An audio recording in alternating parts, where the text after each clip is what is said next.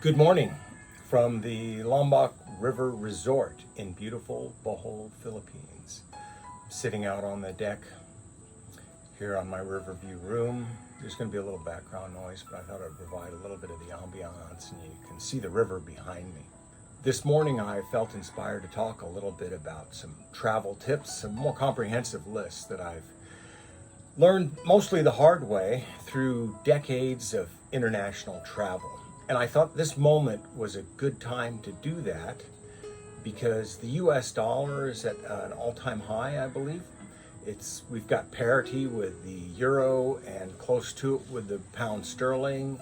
And for instance, in the Philippines, when I left a couple years ago, it was at about 49, 50 pesos to the dollar, and now it's almost 60. So all over the world, the dollar's really gained strength, and this inflation has been really tough for local residents. However, as a result, your spending power as an American or a European or a Brit is really amplified. Okay, so let's start and talk first about before you go. Once you've picked the country you want to visit, and I would really recommend, if you're thinking about a trip to somewhere like Europe where prices are higher, now is the time to do it. The airfares may be higher, but overall things like your exchange rate for hotels, meals, attractions, transportation will all be drastically lower. So here we go. First of all, your passport. I'm assuming you have one. Make sure you have over 6 months validity left on your passport, as most countries require that as a minimum to allow you entry. And make sure there's plenty of open pages too. Many countries use a sticker type visa that's placed in your passport. It consumes an entire page. Newer passports come with more pages, but if your passport's a few years older, it might be a little light on visa pages. Next step is create a special album in your phone, one that is easy to access, no digging through emails or searching around to find vital information. This album should have things like a picture of your passport, a picture or screenshot of your plane ticket and reservation information, anything that requires a QR code, vaccine information, your arrival hotel with the address in the local language. These things will be really handy both at check-in and at airport arrival, check-in at hotels. Anything you're going to do that's going to require you to show any kind of documentation, keep it in that album. Next thing, and we'll stick on the phone, make sure you're carrying both Google Maps and Apple Maps if possible. They don't both work in every country. They don't both find every destination you're looking for. Keep them both. That saved me in China when I was in more remote areas where no one spoke English, and Google Maps, of course, is blocked.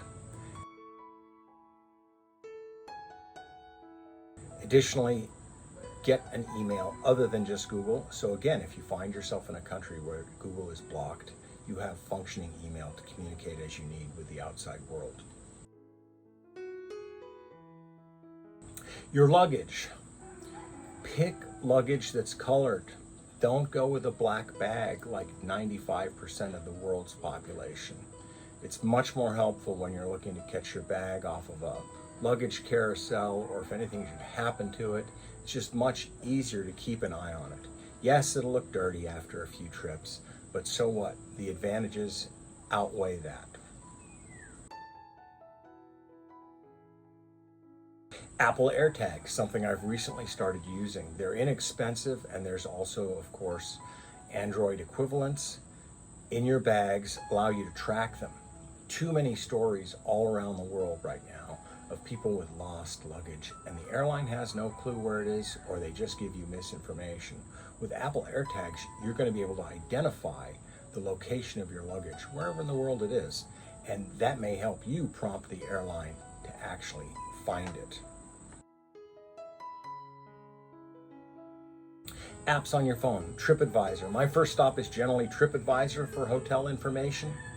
And I also carry Booking, Agoda, Hotels.com, etc., all the other apps. When you do an initial search in TripAdvisor for hotels, you'll see that the price can sometimes be almost all the same for all the providers. But these providers like Agoda and Booking book their hotel rooms in advance, and occasionally they find themselves overstocked in vacant rooms, and you'll find one of these apps is offering a much lower price than the competitors because they're stuck with too many reserved rooms. So you can save a little money by that. Additionally, once you click over from TripAdvisor with your selected provider, let's say it's Booking, the price may be even lower on your Booking app if you're a regular user. So that can save you a lot of money on hotels. Always bring some extra cash, some US dollars, euros, some hard currency that's easy to exchange anywhere in the world. Stash it somewhere separate from your wallet and any of your other vitals. If you ever run into difficulty with credit cards or unfortunately have a loss or a theft, I like to carry hundreds of extra dollars. It's enough to get you a hotel, get you meals, get you transportation. So if you have to seek out replacement cards, you have to battle back and forth with your credit card's customer service or your bank ATM card in order to get it working wherever you are, those few $100s mean that you're fine. You can get a hotel, roof over your head, you can get some food, you can move around a little bit. It's really important, in my opinion, to be carrying that. And you never know what will happen. When you're traveling in the developing world also, you cannot assume that you can always use a credit card or an ATM card. You may need to go to a bureau de change, a money changer, to get some local currency. For those of you that read, I always enjoy trying to find an interesting history book or one of the most famous historical novels from the country I'm visiting and read it before, during the trip, on the plane. You'll learn things about the culture and their history that still resonate through to the present day. The strands of history and cultural experience are long. It's fascinating. I find it really engaging. A couple other things. Facebook groups, yeah, some people are anti-Facebook, that's fine. But there are plenty of expat and travel Facebook groups for specific countries. For instance, I'm following one for Portugal right now because I plan to try and get there later. It's a little warm here. There's a wealth of information, contacts, recommendations, discussions of the common challenges people face when they're traveling in that country. Sign up a month or two in advance and start following. It'll help you get plugged in. Glasses. I'm dependent on my glasses. Carry extra pairs, even if they're just dirt cheap readers that allow you to function. Put one in the check-in, one on the carry-on, and one on your nose. For those of us that wear glasses, you know it's a big pain in the butt if you break them or lose them.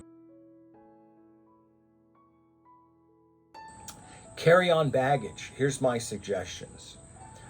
1, any meds that are specific and hard to get or prescribed, carry them in your carry-on. Never trust them to your checked bags. You can usually get anything you need from local pharmacies, but it takes time, it wastes time, it's annoying. Bring some sweats. They're comfortable to travel in, especially on a long flight. Now, I don't check in like that. I tend to dress up when I check in, so I get that extra bulkhead seat or extra treatment or upgrade if they're considering giving one. But you can change into those, keep you warm in the aircon when you're inactive, good for your circulation, comfortable.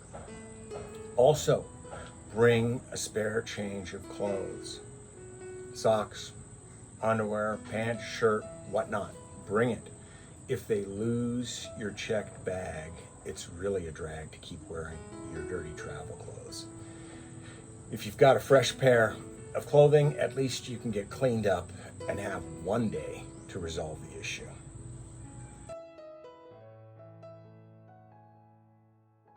All right, so that's some of my tips from before the trip.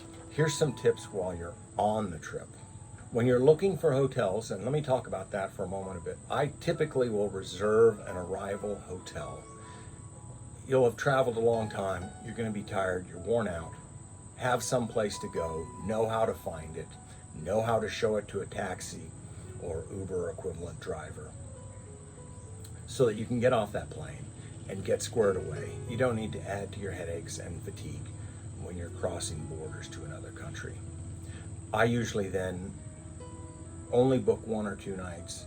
That way I can make sure I'm satisfied with my location and also scout around and make decisions about whether I'd like to choose a different place or a different location and I'm not locked in. Oh, here's one more that should have been for the flight. Slip-on shoes, huh? Much easier to get through the security checks, and loose slip-on shoes are good because if you sit on a plane for 10 hours and your feet swell, they make sure you can still get your feet back in them when you get off the plane. Busy places. When you're going to peak cities and tourist attractions, I would suggest that you try and structure your visits for Monday or Tuesday. Now, you need to make sure that the attractions you're interested in are open on those days, because those are common days for closures. And don't trust Google Maps for that. Try to go to the attractions website directly, or in a lot of developing countries, those attractions will have their own Facebook page where updates like we're closed next week are quick and easy to post. You'll really enjoy yourself much more because you won't have the crowds. You can take your time with things. You can take pictures. You won't have a tour group of people that all 37 of them have to take a selfie in front of the most attractive item that you're visiting while you wait and you wait and you wait. So Mondays, Tuesdays, particularly midweek for busy, attractive places. That also goes with interesting, popular, historic, or very desirable hotels. Try to book them during the week. You'll avoid events happening on weekends. The pricing will be lower.